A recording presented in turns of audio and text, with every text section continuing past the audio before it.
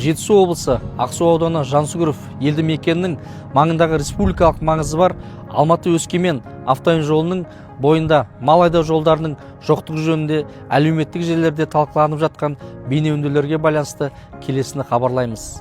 Аталған автожол учаскесінде 2019 жылдан 2024 жылға дейінгі кезеңде бекітілген жобалық сметалық құжаттамаға сәйкес Талдықорған Қалбатау Өскемен республикалық маңызы бар автомобиль жолының 287-615 шақырым аралығында қайта жаңару жұмыстары жүргізілді.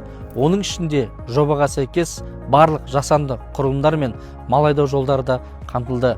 Сонымен қатар Ақсу ауданы Жансүгіров елді мекені маңында атап айтқанда Алматы-Өскемен автомобиль жолының 379 шақырымнан 389 шақырым аралығындағы учаскесінде жобаға сәйкес жол астынан ауыл шаруашылығы жануарларын айдап өткізуге арналған құрылымдар қарастырылған. Аталған құрылымдар тікбұрышты құбырлар түрінде жасалған. Нақтырақ айтқанда автожолдың 379 шақырымы 380-ші, 384-те 500 шақырым учаскелерінде.